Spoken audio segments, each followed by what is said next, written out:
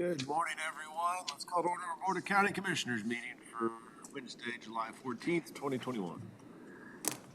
Commissioner Stottlemyre? Present. Commissioner Harris? Present. Chair Raymeyer? Present. Vice Chair Dickinson? Present. Commissioner Dunn? Present. All right, now we'll have a pledge of allegiance. That'll be followed by the invocation led by Pastor Dakota Smith of the Ottawa Bible Church. I pledge allegiance.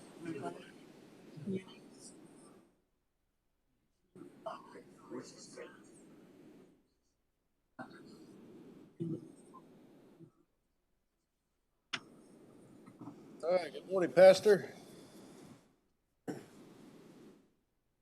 believe we can't hear you. Give us just a second to figure that out. It'll be on our end. Doesn't know we can't hear him.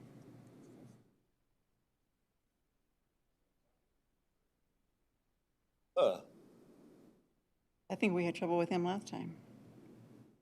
There's mute on. It'll be a silent.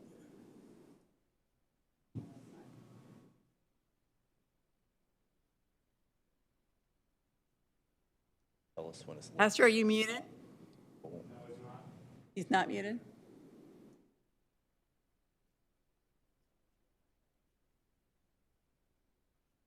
Sounds good anyway.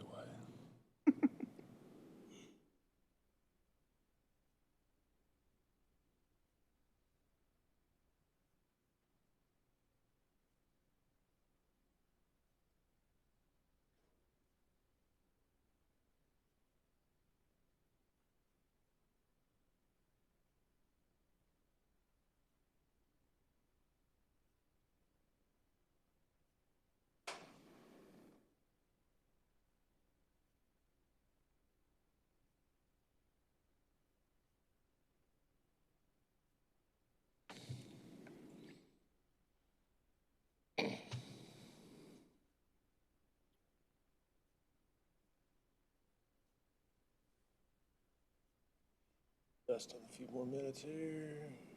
More moments. All right. Looks like we're done.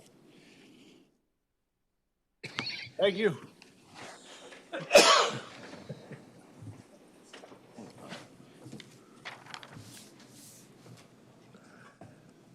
All right. I don't see any correspondence, organizational business, or anyone signed up for public comment. Our consent agenda today is just to consider approving the minutes from July 7th meeting. Anyone like to make a motion to that extent? Make a motion to approve the consent agenda. All right. Second? Commissioner Stottlemyre? Yes. Commissioner Harris? Yes. Commissioner Dickinson? Yeah. Commissioner Dunn? Chair Raymeyer? Next item of business is a rezoning application, and Kenneth Cook, our planning and building director, is here. Good morning. Good morning. How are you guys doing today? Morning. This was a request by the Lake Tykes. The property is actually owned by the Bergdahls, but the Lake Tykes are the ones that are actually asking to rezone the property. It's a 10.14 acre property that's currently zoned A1 Agriculture District, and they're requesting to rezone it to the RE Residential Estate District. I believe we've also had a lot split application that we're working with them on this as part of the rezoning as well.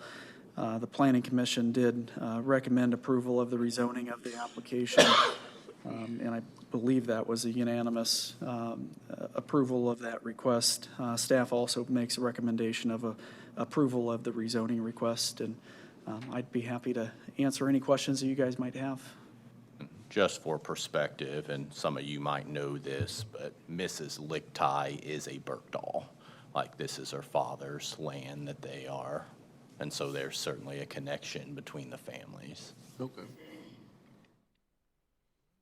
Questions or comments for this one?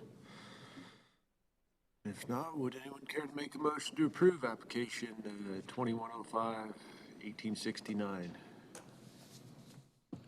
Motion to approve. Second. Harris? Yes. Commissioner Dickinson? Yes. Commissioner Dunn? Yes. Commissioner Stottlemyre? Yes.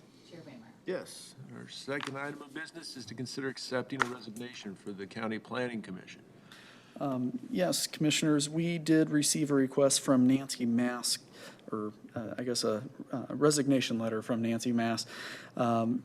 She is currently planning on moving out of the county, and so we'll need to, can't really be on the Planning Commission anymore. So I think Larry's actually in the office today. I know we had another individual that had expressed interest in the Planning Commission. I think the last time there was a vacancy, and so I think he was going to contact that individual to see if they were still interested in possibly serving. So I think we'll hopefully be back with you before too long with maybe another person, but I think she is going to serve through this meeting this coming week, and then I think she's moving pretty soon, so.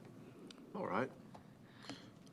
Well, I believe we have be a motion to accept the resignation, and that'd be effective after the next meeting. Yes. All right. Is there a second? Second. Commissioner Dickinson? Yes. Commissioner Dunn? Yes. Commissioner Stottlemyre? Yes. Commissioner Harris? Yes. Chair Waymeyer? Yes. Well, thank you. Thanks a lot. All right. Third item is to review a summary of the 2022 budget, which will be published. Commissioners, Derek and I have sat down and reviewed the budget. We saw the figures that you guys had presented to you when we had our budget study session. So we were a little later than we usually like to be getting the budget put together, just because our audit took a little longer this year. But we really feel like we were able to put together a pretty solid budget. So if you look at the summary that we presented on the agenda, you can look towards the bottom. It shows our projected levy at 58.064. If you look immediately below that, it shows that revenue neutral rate that we've been talking about quite a bit this year, and it's 57.44. So we also talked about increasing both your study about keeping your pay plan. So, you guys that wanted to continue to support our employees. So, basically the difference between the revenue neutral rate and the is about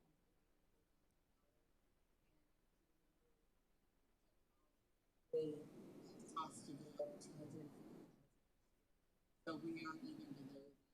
So,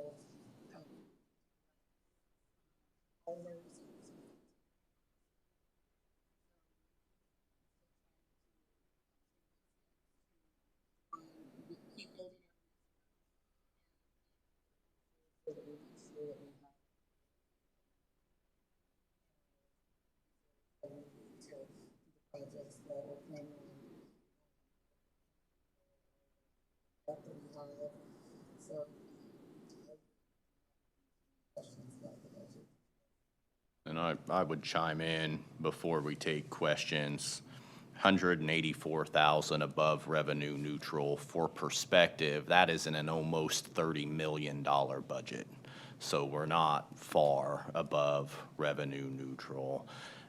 One of the great challenges that Janet and I have, and really it's a challenge on the five of you, is balancing providing appropriate relief to the taxpayers as their property values go up, with ensuring that we are sufficiently funding county operations and providing for growth and development of the vision that we have in place. And so we feel like this strikes a great balance between that. I mean, a 3 mil drop, a little over 3 mils is substantial. And if you look back 5 years, this is the 5th budget that Janet and I have worked on. And taking this into consideration, the county will be down almost 5 mils in that 5-year time. And so it's like 4.85 mils, somewhere in that area. So we're certainly trending in the right direction,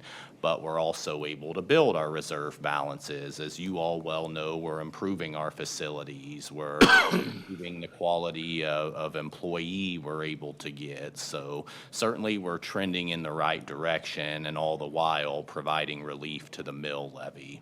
We'll reiterate what Janet said.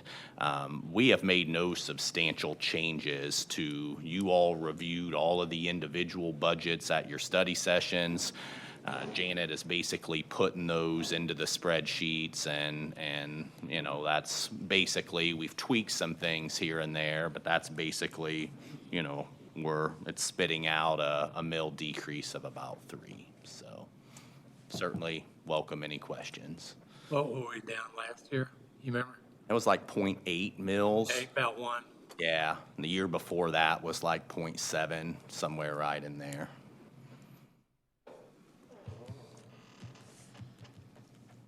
In fact, Don, if you look at your sheet, you can see that. So 20, it was 62.11.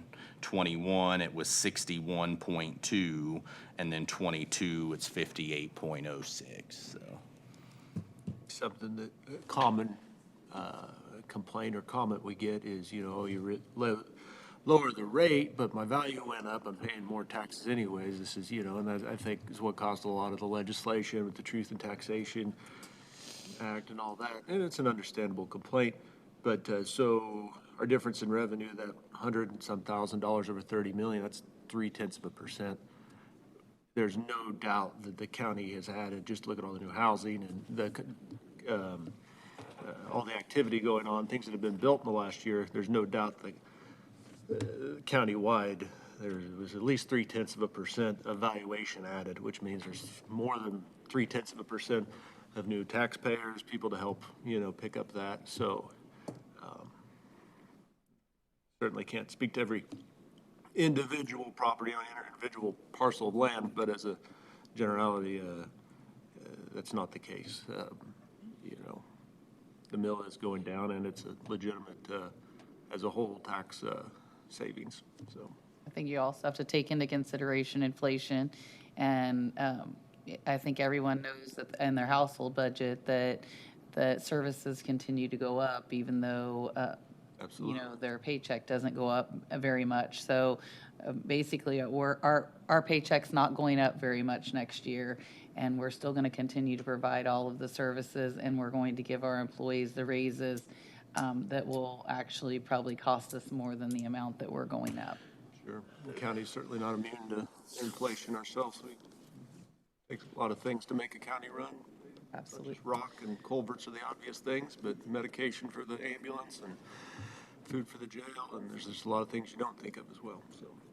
So today, we're requesting that the commission make a motion to set our budget hearing, and also at the same time, we would need to set a hearing to exceed the revenue neutral rate.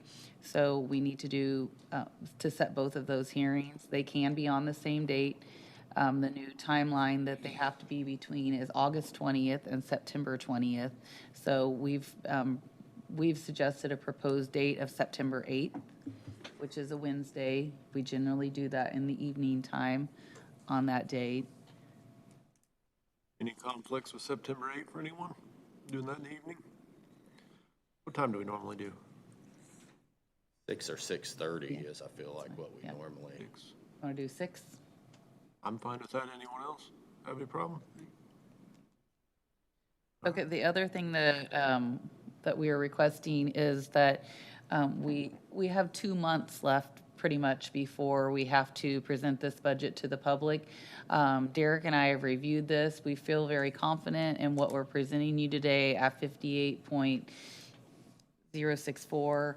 However, with 2 months left to go before the hearing, you know, lots of things could happen. We still wait for our insurance rates to come in, and we've got a quick look at those. I mean, we literally saw those Monday before Derek and I reviewed all of this to put it on your agenda.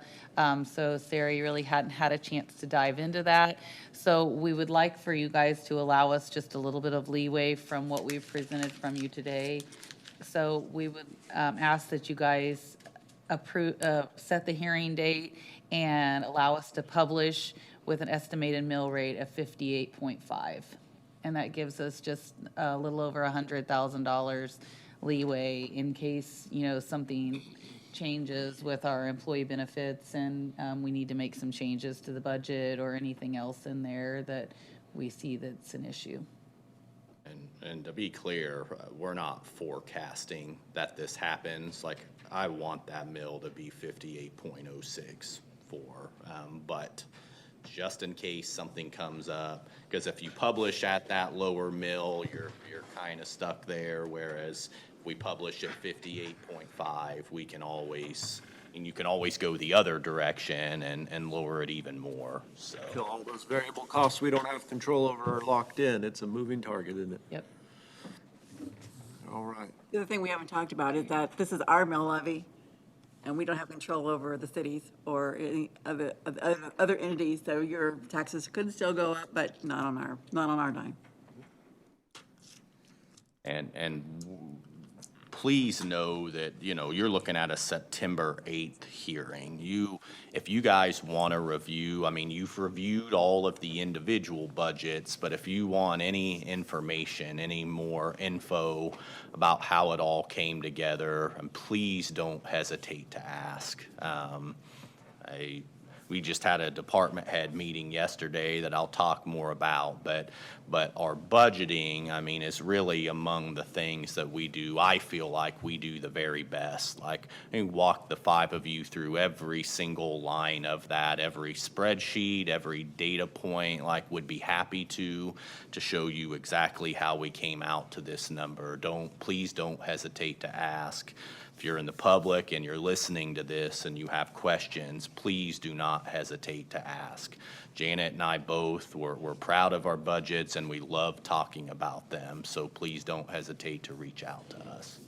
I'd just like to point out that the intent behind the law was transparency. And as you guys know, we feel we've been nothing but transparent with our citizens. I tell you guys every year, and I tell as many people in the public as I can, the budgets are available in my office. Even right now, I have almost all of the townships, all of the fire districts, all the cemetery districts. They're already complete and they're in my office. Anyone can look at them. They're a public record. In the next few days, I'll have a copy of our budget printed so that anyone who wants to come in and take a look at it, they certainly can. And I already have many of the cities already. So I don't have Ottawa yet. I don't have Richmond. I don't have Williamsburg, but I do have Lane, Rantoul, Princeton. So they're starting to send them to me so that people can see them, review them before all of these budget hearings take place. So. Janet, is it only the county that has to be revenue neutral? Does the school district have to be? Every taxing entity is subject to this new law, so, yes. And just for perspective, you hear us talk about listservs sometimes. A listserv is basically an email group where you can communicate with your peers across the state or the country, as the case may be. One of the listservs I am on involves county administrators. Another one involves county administrators and city managers. Very, very few municipalities are staying revenue neutral. And I think pretty well without exception of the ones that have chimed in, if you are a sophisticated government at all, or I use sophisticated, but a fairly large government, you're not staying revenue neutral based on the feedback that I have seen. So please know that Franklin County is not an outlier here. Based on what I have seen, we are actually substantially closer to revenue neutral than most of these municipalities are. And so, One last way to look at it, there's no doubt that 0.3% is far below any measure of inflation you want to use. So, oh, without a doubt. all right. Well, an affirmative motion would be to set a public hearing for the 2022 budget on September 8th at 6. and authorize county clerk to publish the budget in the Ottawa Herald at a mill rate not to exceed 58.5. Is there a motion to that extent? You say 6 or 6:30? She said 6. 6, okay. Yep. Thank you. Slow down, yep. I'll make a motion. I'll second it. Commissioner Dunn, Yes. Commissioner Stottlemyre. Yes. Commissioner Harris. Yes. Commissioner Dickinson, Yes. Chair Waymeyer. Yes. Now, staff reports. Derek? Yeah, Janet briefly brought up health insurance rates. We got good news on that this year, and for those of you who may be unaware, that is completely outside of our control. Like Franklin County, the Board of County Commissioners, myself, Sari, none of us have any control whatsoever over what we pay for health insurance. That's all based on our particular group, meaning the group of employees that we have, what their claims experience is, and so we can't control that. Having said that, we heard earlier this week what our 2022 rates are going to be. It's great news. So the county's rate, which I'm always less concerned about, we're going to pay 5% more for health insurance and 3.3% for dental. But the employees, and that is what I'm always very concerned about. So depending on what group you're in, if you're a single employee or if you're an employee with children, then your rate in 2022 is going to stay flat. But if you have a spouse on your plan, so if it's employee spouse or employee family, then your rate's going to go down about 2%. Which is fantastic because I've seen certain groups go up like 30% in a year. And so to stay flat or come down is huge. Now you combine that within 2022, of course, our recommended budget has our pay plan in it.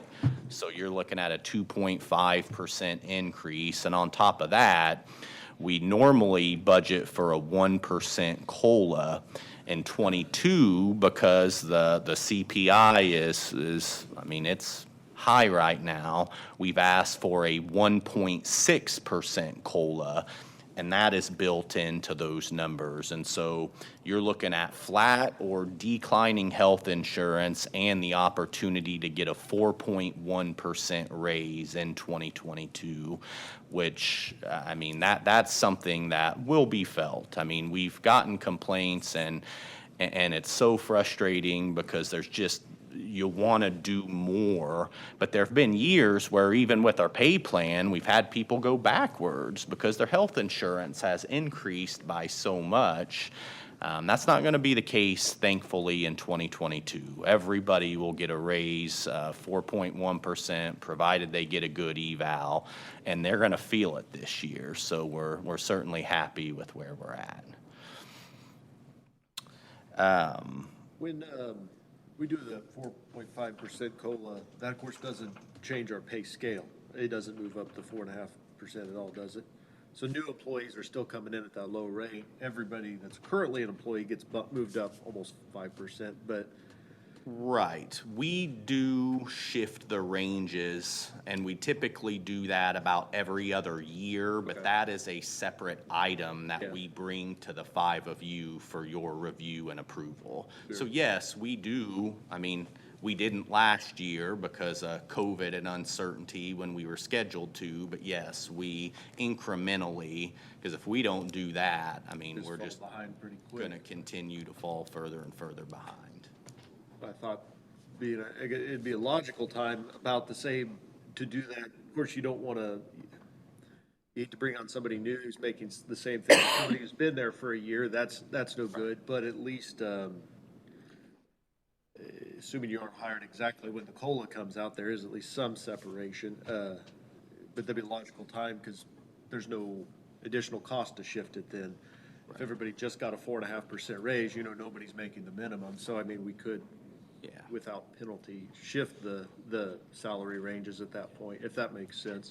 Yes, and we do have, we will be recommending that we shift the ranges this year. And that is something that we've built in, and we will be, I'll work with Sari, but yeah, we'll bring that to you.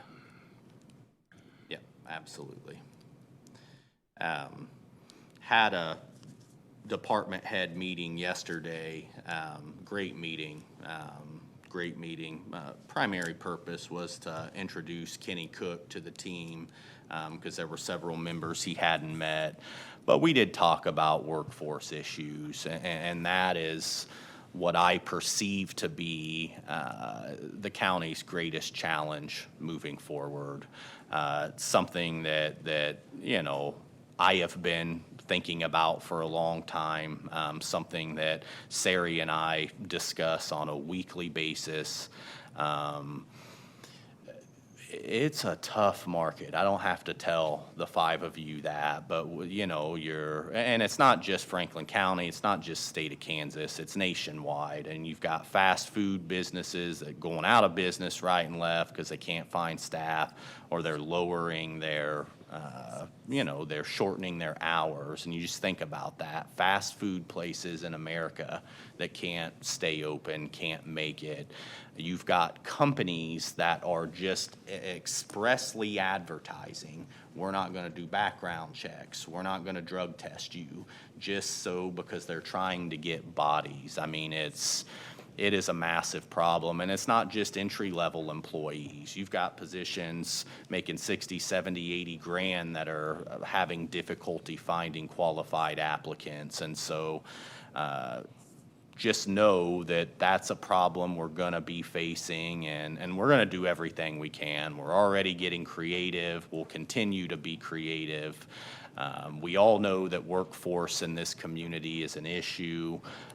We've got some great minds, including Paul Bean, Dr. Ryan Cobbs, you know, the universities we have in this town. I mean, a lot of people working on this issue, but just know that it's a problem. And pay is a component of it, but more than that, it's just a shortage of people right now, people who want to work. And so if you have any questions or concerns about that specifically, please let me know, but I would just anticipate it being an ongoing challenge for us for the foreseeable future.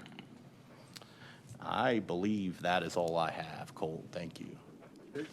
Sheriff, anything today?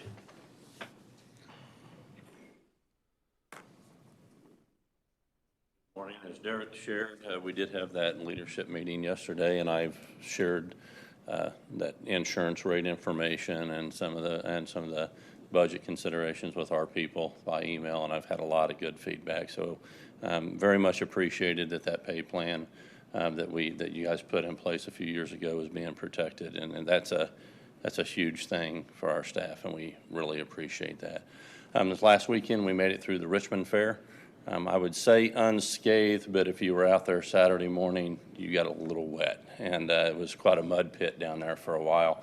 But we had a good fair down there. I think numbers seemed to be down, which kind of surprised me, being the first year back, you know, with a year off. But it was still a good time.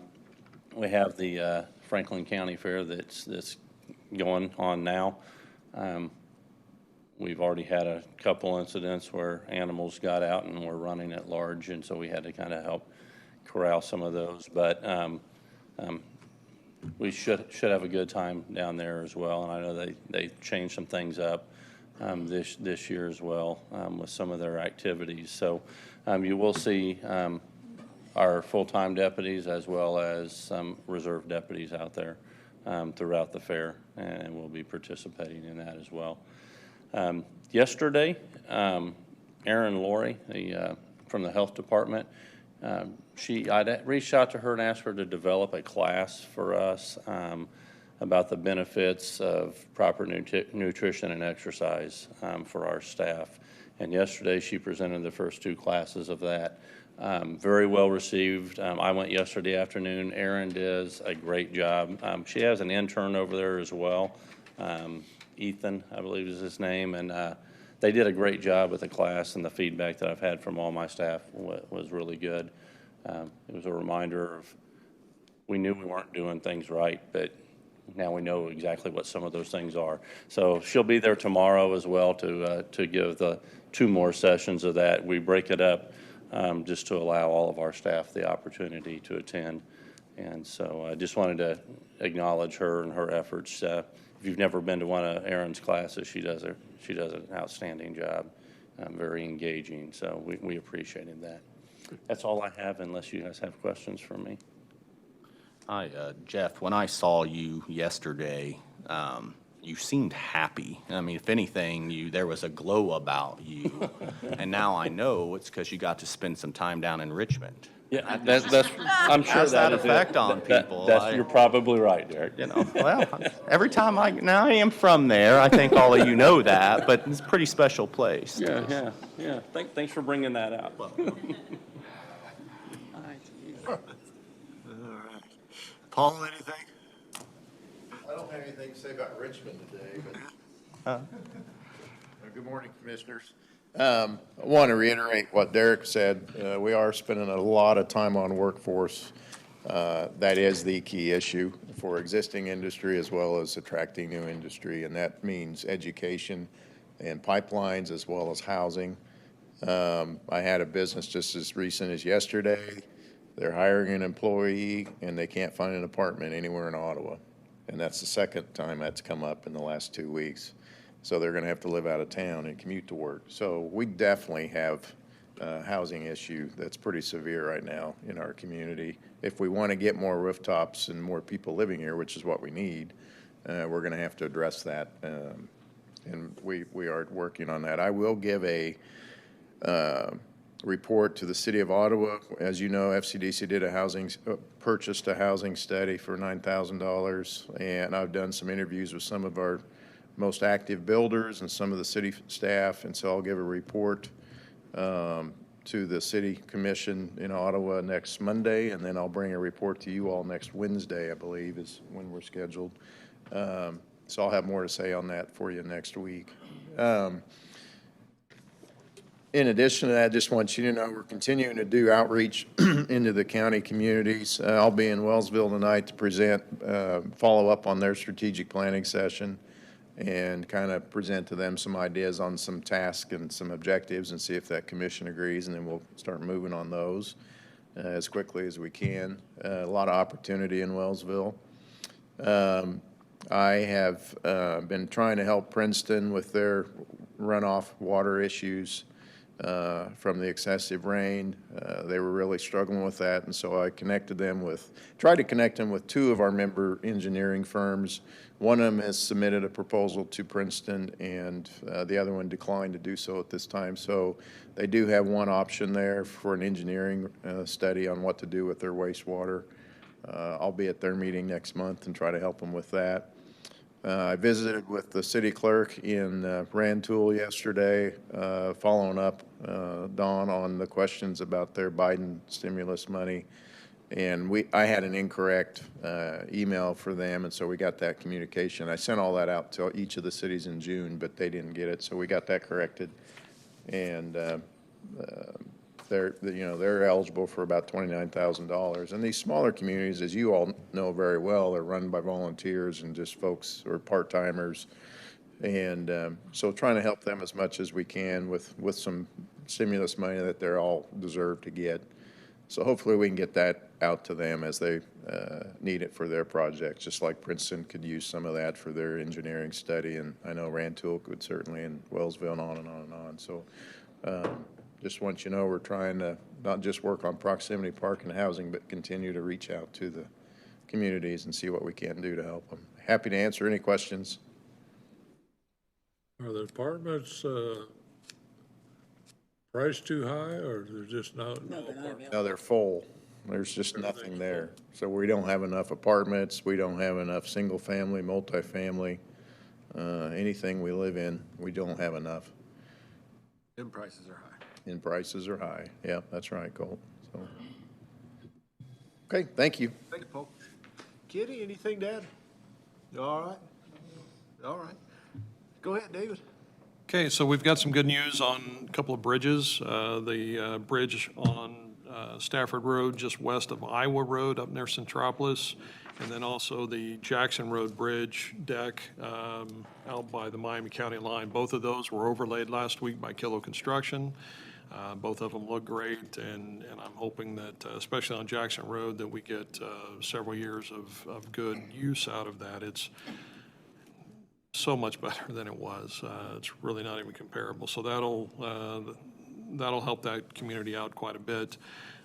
So in addition to working on the latest round of washouts from the flash flooding that occurred Saturday morning that Sheriff Richards alluded to, our crews have been working on a fairly good-sized ditching project on Utah Road north of John Brown. We've had a lot of issues with flooding in that area, and so we've got about a mile-long project where we are creating we've got a little extra right-of-way there, so we've got some fairly wide ditches that we're putting in, replacing or upsizing all the crossroad tubes and driveway entrances and those sorts of things. And then we're also building up the road, pulling some of that material out onto the road to build it up. There was some good clay down in the ditches that we're able to utilize. We also, while we were there, we've got a spot on John Brown, actually, on the north side of the road, kind of right around the corner from there, that is washed out over the years, and we're able to haul some big material in to fill that up and cover it with some of the material that we pulled out of the ditches while we were in the same location. So that's a good project. When we finish that, we're going to move up the road and around the corner on Hamilton Terrace. We've got about a quarter mile of ditching on the north side of the road that needs to occur to solve a problem up there. So all of that work, if weather permits, we should be done next week with those two projects. And then we've got several other projects kind of stacked up behind it. We've got, let's see. Okay, so we've got a project on Pawnee east of K33 up north. Ellis Terrace, a mile east of Kentucky. There's a severe drainage problem there that we've got. And then Eisenhower has actually got about 3 miles of intermediate work that we're going to be doing, and we'll get started on all of those. The Eisenhower work starts at Jackson Road and goes from there. So we've got several things backed up and ready to go. I think I've mentioned this before, but that second skid loader that we purchased has really made a huge difference this year. We're able to, because we've got on that Utah Terrace or Utah project, we have our new skid loader working, or we're able to send the other one out to take care of washouts and other smaller ditching projects, whereas before we wouldn't have been able to get that work done. And so that's been a great addition to our fleet. A couple other things. I'm working with Bartlett and West on the initial scope for our shop site, the site plan, stormwater study, those sorts of things. We're going to do this in a couple of different phases. The first phase is going to involve survey, topographic survey, and utility locations. We'll take that information and Bartlett and West will take my concept plan and use the actual data that's there, and we will enhance that. We'll come up with a couple of 2 or 3 options that will come before you, and we'll decide on a path forward. Once we get through that, and there'll be some preliminary application meetings with the city of Otto to make sure we're on the right track and they're in lockstep with us. But once we get through that, we'll come back with another proposal to actually get into the design work that needs to follow all that up. So that's right on the cusp of getting started. In fact, I should have, I'm expecting the proposal from them just any day, and we'll have that on your agenda for next week for approval. And then the last thing I want to talk about is the Old Highway 50 widening project. We had a team of 5 individuals that reviewed the statement of qualifications that came in from the design consultants. And this will be on your agenda next week as well, but I wanted to mention it to you and give you a heads up that we are through that selection process. And we're ready to go to start negotiating the scope and fee for that project. Bartlett West, through the scoring matrix, scored the highest. It was a competitive, all 5 of the firms that submitted are well qualified, but there were a couple items that kind of stood out for Bartlett West. One of which is the time from notice to proceed to when they felt they could have construction documents, which is only about 6 months, which is really fast considering all of the work that is out there today. So they've got dedicated staff available for us, and that was, I'm not sure that was a deciding factor, but that was certainly one of the highlights for them. So I'll have a cover sheet prepared and to you for consideration next week to move forward with contract negotiations with them. That's all I have. Chip seal project? Chip seal is supposed to start the first week of August. We're And gonna we- do any blade patching? Yes. Patching before then? Yes, we will. The weather is, we've got our guys tied up elsewhere, but that's definitely on our plans, and we'll get it a week or so at least before. And I should mention also. Not always the prettiest to see. No, Got but- such a good value to Yeah, blade patch. it's not pretty because we don't have a laydown machine, but we also don't have the sharp edges that a lot of times that's where we'll have damage later on. So it's not pretty, but it's very functional and very cost effective. After it's chip sealed, it's all the same. Yeah. It's half the price. Exactly. I will say, we are going to work with the city of Pomona. They have they're going to have a chip seal project this year also, and they've asked us to do some blade patching for them. And so we're going to provide the manpower, we're going to do the work, and they will reimburse us for our time and the material to do a little bit of blade patching on some of the roads that, kind of on the exterior that it's debatable if we're responsible for them anyway. So it's teaming up with them to make that happen. So that'll happen here in the kind of the same time frame. Happy to see as much of that as possible. It's just such a Yes. good value. Yeah. Has there been any discussion on that rebuild you're talking about there on the curves there on John Brown? Right? What, as far as, John Brown, you mentioned the rebuild there in the S curve. yeah, we have done a little bit of work on the ditches right in there. But we don't, And then you said you was gonna build that up on. that's the- on Yeah. Utah, Yeah, on Utah. yeah. Now, has there been, I know you haven't, but has there been any discussions on any kind of guardrails along there anywhere? Well, on John Brown, there is one section that doesn't currently have guardrails, but could potentially be a good location for those. I am still waiting to hear from KDOT on the local road safety plan that we applied for.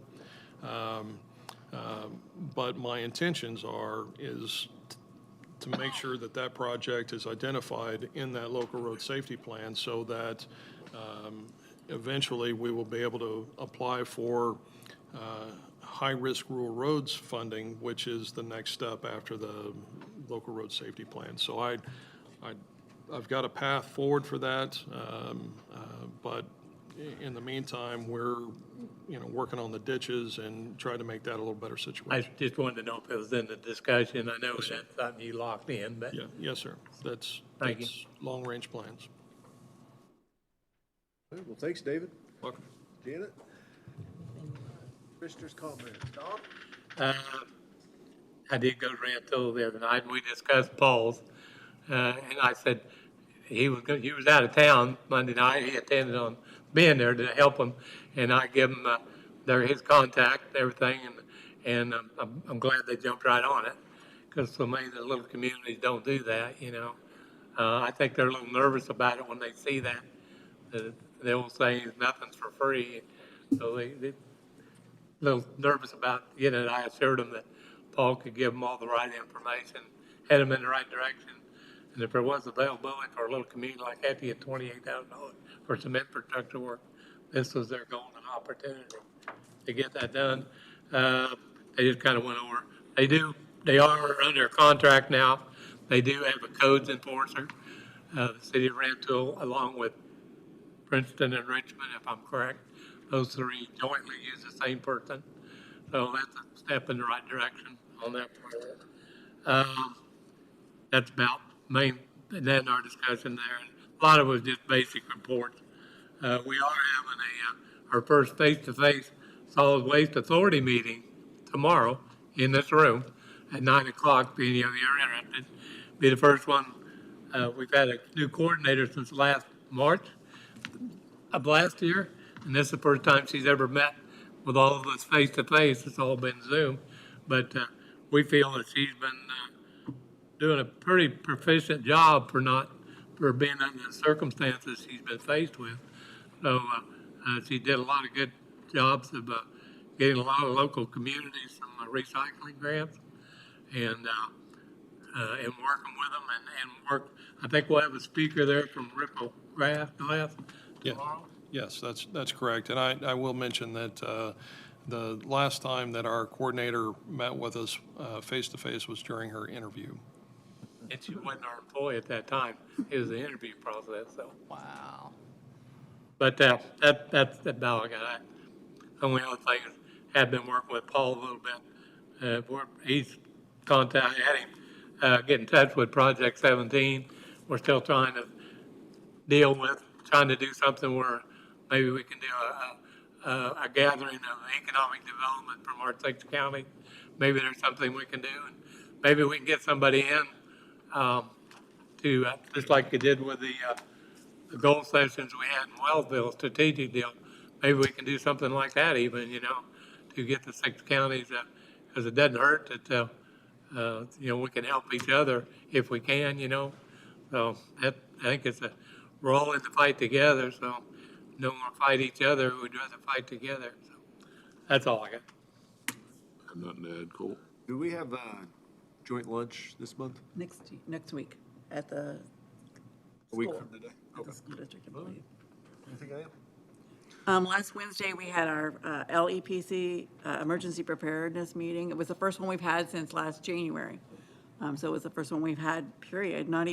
We didn't even do Zoom before that. So Kenny got to join us on that. And we had some other new faces, so it was good to get together. And, we've actually went through an emergency, so it was very cool to see that. I mean, we had people from Elizabeth Layton, from the hospital, from the Public Works, from the roads, from the, just everybody. So it was a good meeting. On last Thursday, I did go to the library. Our Congressman Jake LaTurner was there. I think it's good when you have a chance to be able to meet with your congressman. They need to be held accountable for what they're representing you. So, any chance that you get, and the same with us, we need to be held accountable. So, if you want to talk to us, I think you need to do that. The city of Ottawa on Monday had their study session. They finished their budget presentations, and they are going to have a revenue neutral hearing, and I think their budget hearing is going to be on September 1st. And then the other thing we didn't know we talked about, but if you do go to the fair this weekend on, I believe, Friday and Saturday evenings, and it's going to be next to the our trailer, which is kind of across from the rodeo, you can do Dunk-a-Dock. They have a dunk tank. They'll have doctors there. So if you are still on the fence about getting a COVID shot, there will actually be doctors there to talk to you about it, to give you information if you have questions. And if you either have a meaningful conversation with the doctor about the vaccination or actually get your vaccination, you have an opportunity to Dunk-a-Dock. And this is anybody from 12 up, but if you're between 12 and 18, you have to have a parent there to get your first vaccination, and then they will make an appointment for the second one. So come out to the fair, get your shot, and that's all I have. I went to the Farm Bureau listening tour last Thursday. They came through Ottawa. One of the things they talked about is the consolidation, basically, in the meat processing business. There's big disparity between the farm, what the farmer or rancher gets for his beef, and what you pay at the grocery store. There's a big difference. And the consolidation in the processing entity where it's kind of gone the way of the hogs and the chickens, where the big processors that have the beef, grow the beef, and then process their own beef and that sort of thing. So it's a concern of the beef industry about consolidation. And one of the big things is always the increased restrictions on the small processors, that they can have to meet certain regulations through the inspections and stuff like that, and it makes it more and more expensive for the small processors to stay in business as a processing plant. So that's one of their concerns. Also, broadband telephone service in rural counties is high on their agenda too. That's the main two things. Had a meeting with ECAN Personnel Committee last night, and we adopted the new federal holiday, Juneteenth, for June. It's going to be be on our ECAN's holiday list for next year. And also we went through our personnel policies to help streamline new employees for Head Start. It's a long process, background checks, fingerprint checks. Almost takes like 45 or more days to get somebody approved to supervise children that by yourself. Right now, there's a process where they have an intern process where you have to be supervised by another certified employee to watch the children or do stuff with children, and they're trying to streamline that process to get people fully licensed or approved to be with children without supervision. So those are the only two things I've had. And like I said, Franklin County Fair's on right now, and got everything going on out there. So try to make it to the fair this weekend. That's all I have. Right. Well, anyone else before we look to adjourn? Then we need a motion to adjourn. Motion to adjourn. Get a second? Second. All right, all in favor of adjourning, say aye. Aye. Any opposed? We're adjourned.